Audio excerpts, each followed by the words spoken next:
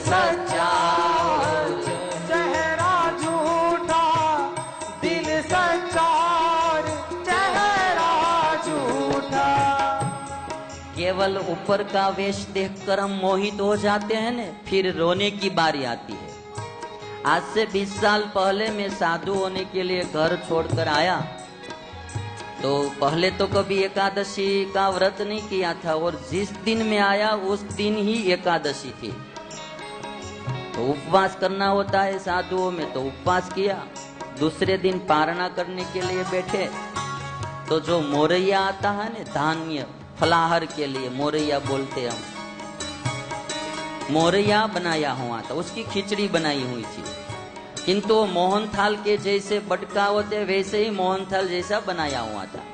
तो परोसने लगे सब लोग, तो मुझे तो लगा कि ये मोहनथाल है। एकादशी के पूरे दिन का भूखा था, भूख भी बहुत लगी थी, तो जितना दिया उतना ले ही लिया। और जब खाने की शुरुआत की तो उस दिन ही वो मोरैया खारा हो गया था। फिर तो खाया भी नहीं जाता, बाहर फेंक भी नहीं सकते, इतना परेशान हो गया, पारणा करने में पसीना छूट गया। तब से निश्चित कर लिया कि किसी का ऊपर का वेश देखकर मोहित मत होना, अंदर झांक के देखना। कभी कभी कोई कोई व्यक्ति इस दुनिया में ऐसी होती है, चिथड़े बिटा हुआ, चिथड़ा से लपेटा हुआ रतन होता है। ऊपर से चिथड़ा जैसा दिखता है, किंतु अंदर से रत्न जैसा होता है। और कोई कोई आदमी ऐसे भी होते हैं जो रत्नों से लपेटा हुआ चिथड़ा होता है, ऊपर से रत्न जैसा दिखता है, अंदर से खोलकर आप देखेंगे, झांकेंगे तो चिथड़ा निकलेगा। और इसीलिए किसी भी व्यक्ति के साथ संबंध बांधना है, केवल चेहरा ऊपर का वेश मत देखना, दिल देखना। दिल को देखो चेहरा न देखो, दिल को देखो चेहरा न देखो। चेहरों ने लाखों को लूटा, दिल सच्चा और चेहरा झूठा, दिल सच्चा और चेहरा झूठा। दिल सच्चा है चेहरा झूठा, दिल सच्चा चेहरा झूठा। हमारे सूरत में डायमंड का धंधा चलता है। तो पहले तो ऐसा था कि जो स्वामीनारायण का भक्त होता है उन्हें तिलक किया रहता है, और वो कभी किसी का चीटिंग नहीं करते, छल कपट नहीं करते। तो जो स्वामीनारायण के भक्त होते हैं ना, उनको सब उधार में हीरा देते थे। तो अन्य लोगों को जब पता चला कि स्वामीनारायण वाले पर विश्वास करके हीरा देते हैं, तो जो झूठे आदमी होते हैं ना, छल कपट करने वाले, वे भी तिलक लगा लगा कर बाजार में आने लगे। तिलक लगा, वो झूठा जो आदमी होता है ना, हाँ, फर्जी आदमी, बनावटी आदमी रहता है, वो तिलक भी बड़ा करता है, बीच में बिंदु भी बड़ा करते हैं, और सबको लगता है कि तो स्वामीनारायण का भगत है, 2 हीरा। और जब 2-3 बार देते तो फिर बड़ा ज्यादा हीरा लेकर चले जाते हैं। केवल चेहरा देखकर कुछ भी मत करो, थोड़ा दिल भी देखो। दिल सच्चा और चेहरा झूठा, दिल सच्चा और चेहरा झूठा। दिल सच्चा चेहरा झूठा, दिल सच्चा चेहरा झूठा। जो अपनी सच्ची सूरत दिखा दे, ऐसे नहीं दुनिया वाले। जो अपनी सच्ची सूरत दिखा दे, ऐसे नहीं दुनिया वाले। सबने ही अपने चेहरों के आगे झूठ के पर्दे डाले। सबने ही अपने चेहरों के आगे झूठ के पर्दे डाले।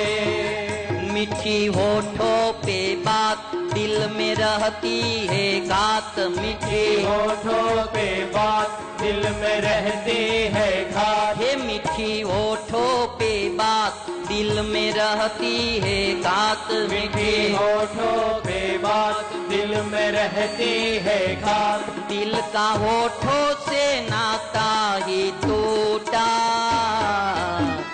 दिल सच्चा और चेहरा झूठा, दिल सच्चा और चेहरा झूठा। दिल सच्चा चेहरा झूठा, दिल सच्चा चेहरा झूठा। दिल सच्चा और चेहरा झूठा, दिल सच्चा और चेहरा झूठा। दिल सच्चा चेहरा झूठा, दिल सच्चा चेहरा झूठा। इसलिए कभी किसी का ऊपर का वेश देखकर फंसना मत। हमारे बाबा लोगों से भी सावधान रहना। गेरुआ वस्त्र पहन लिया इसलिए मत समझ लेना संत बाबा है, वे भी चीटिंग करके चले जाते हैं। हाँ, हमारे तो ऐसा कहा जाता था। एक आदमी मुझे मिला था तो बोलता था कि मैं इस दुनिया में 2 आदमी का ही भरोसा करता हूँ। मैंने कहा किस किस का? वो कह रहा था कि एक जो अभी पैदा नहीं हुआ है उसका, और दूसरा जो मर गया है उसका। हाँ, 2 आदमी का भरोसा करता हूँ, जो अभी एक पैदा नहीं हुआ है, जन्म लेना बाकी है, और एक जो मर गया है। जिंदा जो है उसका भरोसा करना मुश्किल है। और इसीलिए कभी ऊपर का वेश देखकर कहीं भी फंसना मत, दिल देखना। और एक बात वह भी याद रखना, मैं आपसे एक बात कह दूंगा, कभी पति या पत्नी चेहरे से कभी काले है किंतु दिल वाले है तो वही सुख देंगे। केवल चेहरा देखकर आप फंसना मत। आजकल संसार में इस तरह से भी लोग को बहुत दुखी हो रहे हैं। अच्छा चेहरा, दिल नहीं है तो चेहरे को क्या करेंगे? दिल वाले लोग दुखी सुखी करते हैं, केवल रूप वाले नहीं। इसीलिए आज पुतना का दिल काला था, चेहरा बहुत रूपवान था, किंतु भगवान ने उनके सामने देखा नहीं। और भगवान कृष्ण ने आज पुतना को मारकर उसका उद्धार किया है। हमारे निष्कुलानंद स्वामी ने लिखा है कि भगवान कृष्ण ने पुतना का भी उद्धार किया है। भगवान जिनको मारते हैं न, उनका भी उद्धार करते हैं। सुखदेव जी महाराज कहते हैं कि राजा परीक्षित, एक दिन भगवान श्री कृष्ण ने अंग परिवर्तन किया। माँ यशोदा ने एक महोत्सव मनाया। भगवान को शकट के नीचे सुलवाया है, और जब भगवान नीचे सो रहे हैं, भगवान ने अपने पैर उठाकर ऐसे ही एक लात लगा दी, तो जो गाड़ी थी वो नीचे ऐसे गिर पड़ी, शकट टूट गया। भागवत में केवल इतना ही लिखा है कि भगवान ने शकट का नाश किया। ब्रह्मांड पुराण में ये कथा ऐसे लिखी गई है कि जो एक शकट था, वो शकट में एक असुर प्रवेश करके रहा था, उसका नाम था शकटासुर। भगवान कृष्ण ने शकटासुर का संहार किया। जो ये शकटासुर था वो पूर्व जन्म में हिरणाक्ष का पुत्र उत्कच था। हिरणाक्ष का पुत्र उत्कच लोमस ऋषि के आश्रम में गया था, और लोमस ऋषि के आश्रम में जाकर वृक्षों को कुचलने लगा। तब लोमस ऋषि ने श्राप दिया कि जाओ तुम शरीर रहित हो जाओ, और वही उत्कच आज इस शकट में प्रवेश करके रहा था। भगवान कृष्ण ने उसका उद्धार किया। बाद में तृणावर्त आया है। जब से भगवान कृष्ण प्रकट हुए तब से मामा कंस भांजे को खेलने के लिए कोई न कोई खिलौना भेजते रहते हैं, किंतु भांजा ऐसा है कि वो खिलौना को तोड़ देता है। तो अब तृणावर्त को भेजा, और बवंडर के रूप में तृणावर्त आया। भगवान को उठाकर आकाश में ले गया, बाद में मूल स्वरूप में आ गया। भगवान ने गर्दन पकड़ ली, इतना भार बढ़ा दिया और इस तृणावर्त से सहा नहीं गया। फिर भगवान के साथ तृणावर्त एक पत्थर पर आया और ऐसे ही पत्थर पर गिरा, तृणावर्त का प्राण पंखी उड़ गया। भगवान कृष्ण ने तृणावर्त का भी उद्धार किया है। सुखदेव जी महाराज कहते कि राजा, इस तरह भगवान असुरों का कल्याण कर रहे हैं। और ये जो तृणावर्त था वो पांडु देश का राजा सहस्राक्ष था। पूर्व जन्म में नर्मदा नदी के तट पर पत्नियों के साथ विहार कर रहा था। उस समय दुर्वासा ऋषि वहां से निकले, किंतु इसने मर्यादा का पालन नहीं किया और दुर्वासा ऋषि को प्रणाम भी नहीं किया। तब दुर्वासा ऋषि ने श्राप दिया, जाओ तुम राक्षस हो जाओ। वही सहस्राक्ष नाम का जो राजा था वह आज तृणावर्त बनकर आया था। भगवान ने इसका उद्धार किया है। बाद में एक दिन माँ यशोदा स्तनपान करा रही थी, तब भगवान ने अपने मुख में माता को, अपने मुंह में माता को पूरा ब्रह्मांड का दर्शन करवाया है। और एक दिन वसुदेव जी द्वारा भेजा गया गर्गाचार्य जी गोकुल में आए हैं और तब नंद बाबा ने कहा गर्गाचार्य जी से, हमारे पुत्रों का नामकरण आप कीजिए। और तब गर्गाचार्य जी कृष्ण और बलराम के नामकरण संस्कार कर रहे हैं। अयम हि रोहिणी पुत्रो रमयन् सुहृदो गुणैः आख्यास्यते राम इति बलाधिक्यात् बलं विदुः प्रागयं वसुदेवस्य। गर्गाचार्य जी कहते कि ये जो रोहिणी का पुत्र है ने, वह सबको बहुत आनंदित करेगा, इसलिए इसका नाम राम पड़ेगा। और इसमें ज्यादा बल है, इसलिए इसका एक नाम पड़ेगा बल। और बल और राम दोनों नामों को जब जोड़ा जाएगा तब तीसरा नाम होगा बलराम। और ये जो आपका छोटा लड़का है, प्रागयं वसुदेवस्य क्वचित् जातस्तवात्मजः वासुदेव इति श्रीमान् अभिज्ञा संप्रचक्षते। हे नंद बाबा, ये जो तुम्हारा छोटा पुत्र है ने, वो बहुत काल पहले वसुदेव से उत्पन्न हुए थे, इसलिए इनका नाम वासुदेव होगा।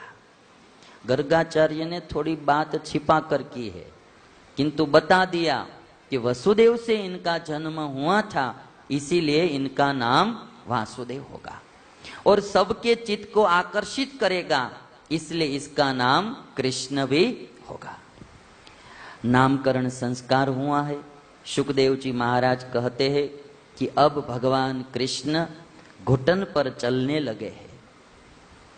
और जब कभी भगवान चलते हैं, पांव में पहनी हुई जो नुपुर की आवाज आती है, भगवान कृष्ण आनंद में आ जाते हैं। और कभी कभी जब स्तनपान करते हैं तो माता के सामने देखकर हंसते हैं, और जब माता के सामने हंसते हैं तो भगवान के कोमल दांत को देखकर माँ यशोदा बहुत आनंदित होती है। कभी कभी भगवान कृष्ण बछड़े का पूंछ पकड़कर खड़े होते हैं, और जब बछड़ा चलने लगता है तो भगवान भी धीरे धीरे उसके पीछे पीछे जाते हैं। ऐसे ही भगवान कृष्ण बाल लीलाएं करते, और ऐसी बाल लीला को देखकर गोपियां सब बहुत आनंदित होती है। और अब भगवान धीरे धीरे खड़े होकर चलने लगे हैं।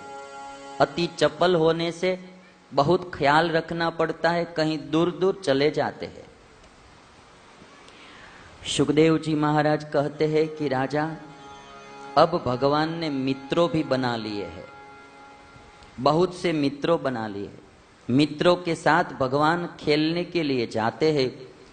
भागवत में लिखा, ततस्तु भगवान कृष्णो वयस्ये व्रज बालकैः सह रामो व्रजस्त्रीणां चिक्रीडे च नयन मुदम।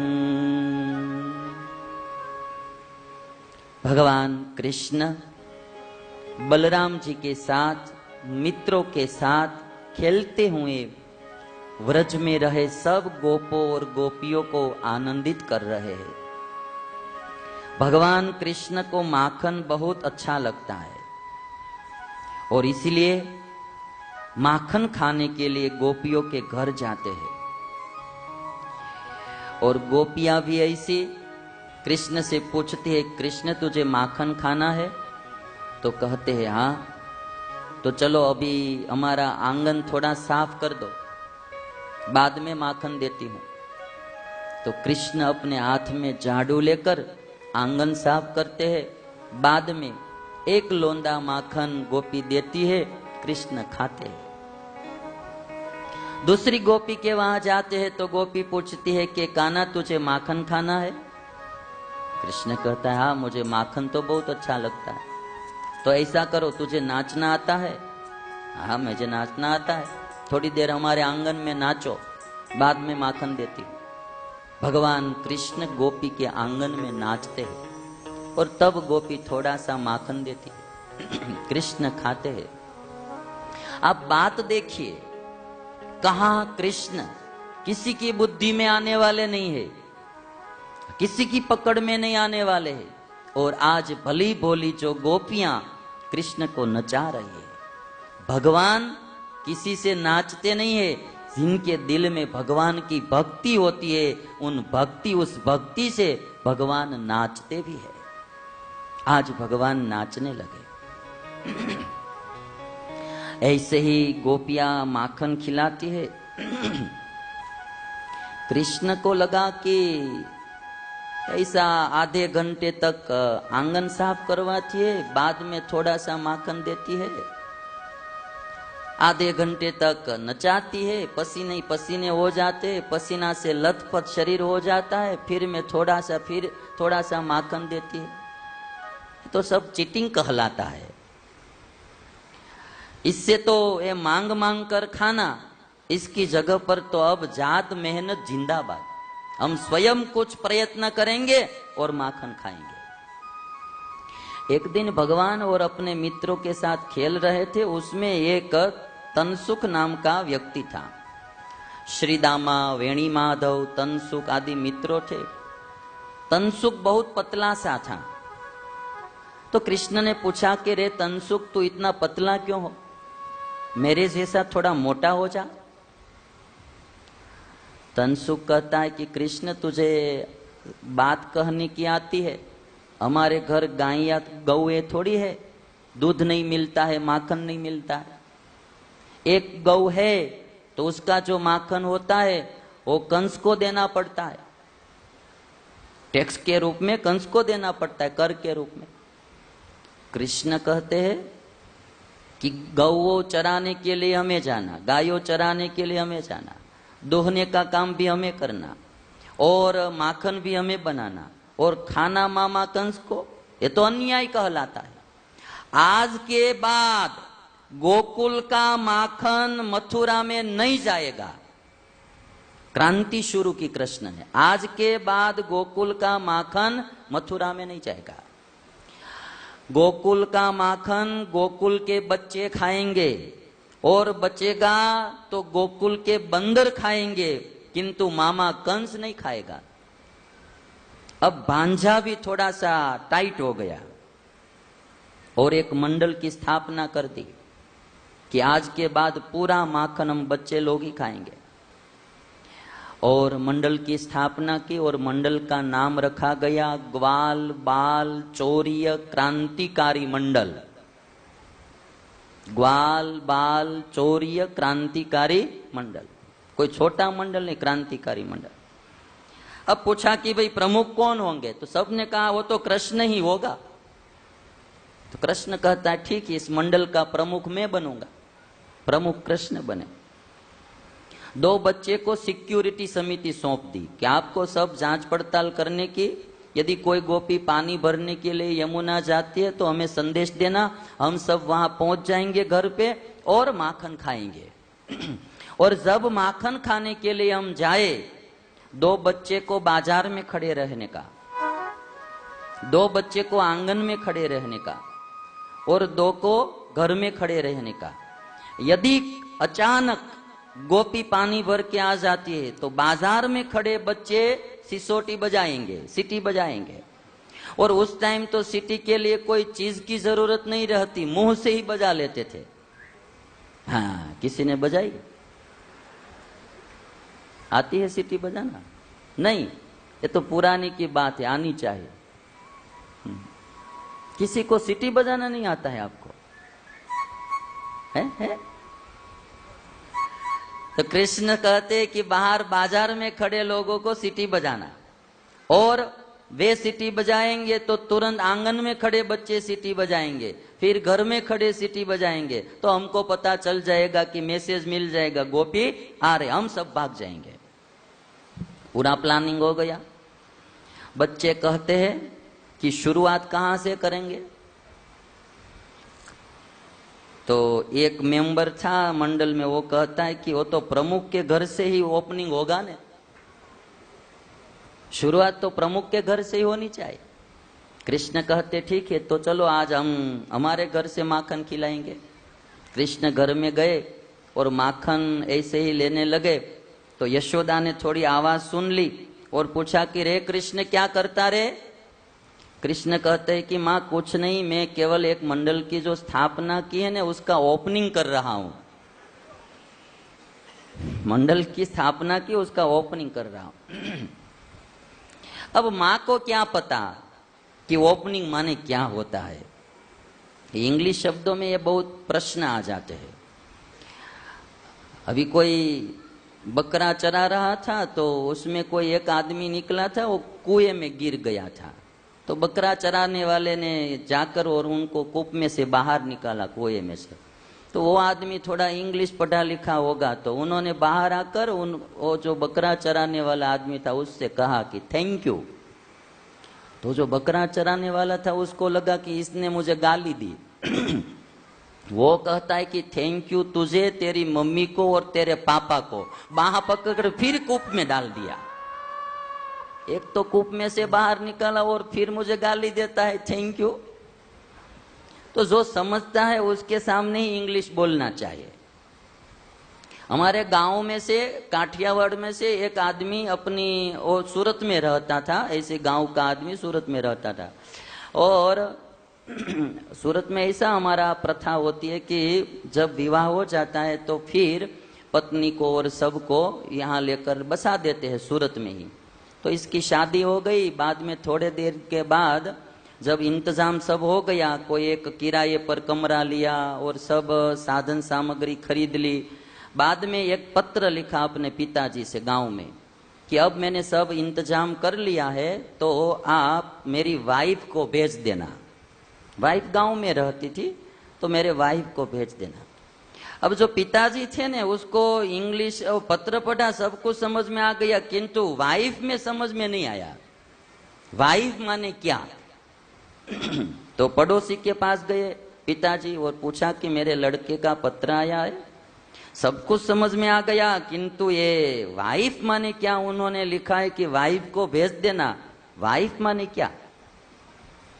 पड़ोसी ऐसे तो थोड़ा कुछ समझता होगा, नहीं समझता होगा, किंतु हमारे गुजराती में એવું કહેવાય ડાયો તો હતો પણ અડધો વધારે હતો। ડાયો તો હતો જ પણ અડધો વધારે ડાયો હતો, એને દોઢ ડાયો કહેવાય। तो उनको भी पता नहीं था वाइफ माने का क्या, किंतु उन्होंने ऐसा सोचा कि यदि मैं नहीं बोलूंगा तो मेरा थोड़ा कुछ अच्छा नहीं दिखाई देगा, तो कह दिया वाइफ माने ओढ़ने की शाल। तो पिताजी को लगा कि अब ये जैसे ही सर्दी के दिन है तो शाल मंगवाई होगी मेरे लड़के ने। तो जब पिटारे में देखा तो जो लड़के की शाल थी उसको चूहे ने काट डाली थी। तो यहां से पिताजी ने पत्र लिखा कि मेरे पुत्र को जानकारी देते हुए मैं कह रहा हूं कि बेटा तुम्हारी, फिर भी उन्होंने भी प्रयोग वही किया, तुम्हारी वाइफ को चूहे ने काट डाली है, यदि तुम कहते हो तो मेरी वाइफ को भेज दो।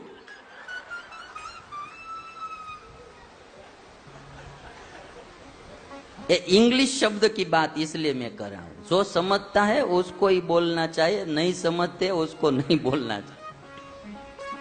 तो आज भगवान कृष्ण कहते हम ओपनिंग कर रहे हैं। माँ ने कहा ठीक, खिलाया।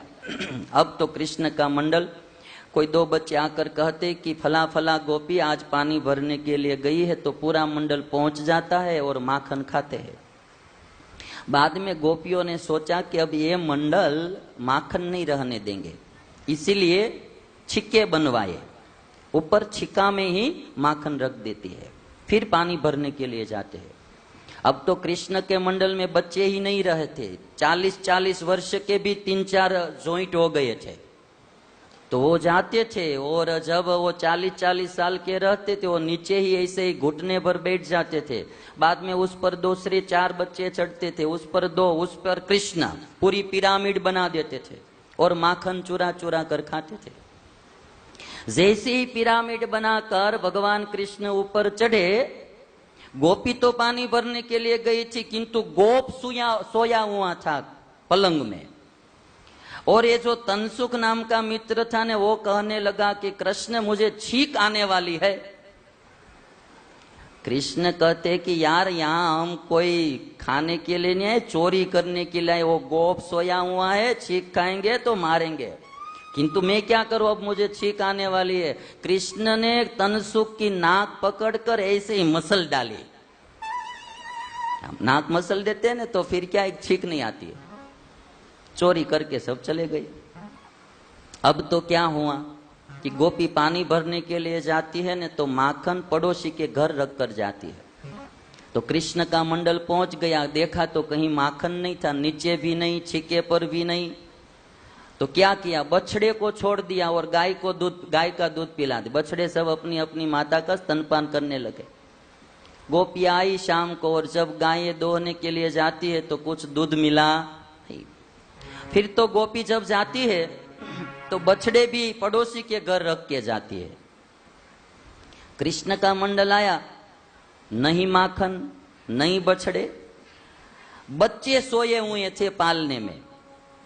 तो कृष्ण का मंडल पूरा सब बच्चे को थोड़ा डरा धमका कर चला गया। जब गोपी घर आती है तो सब चिल्लाते हैं, मम्मी मम्मी हमने उसने मारा, उसने मारा।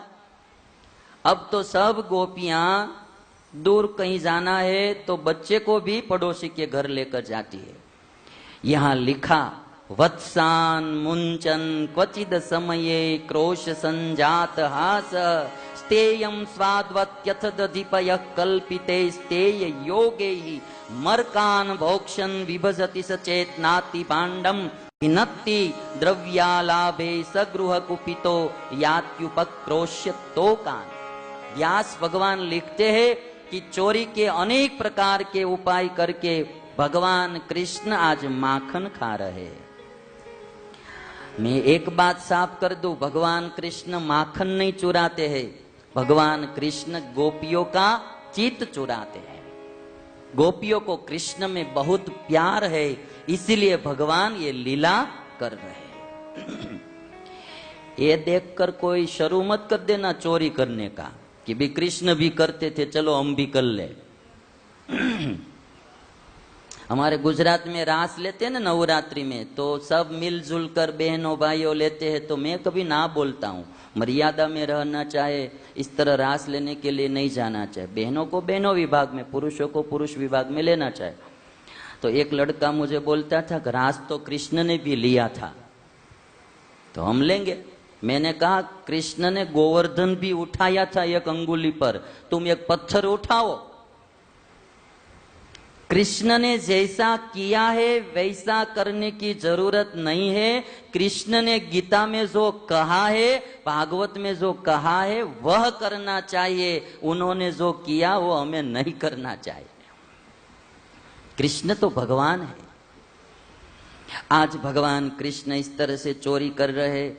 माँ के पास शिकायत लेकर सब गोपियां जाती है, किंतु माँ किसी का सुनती।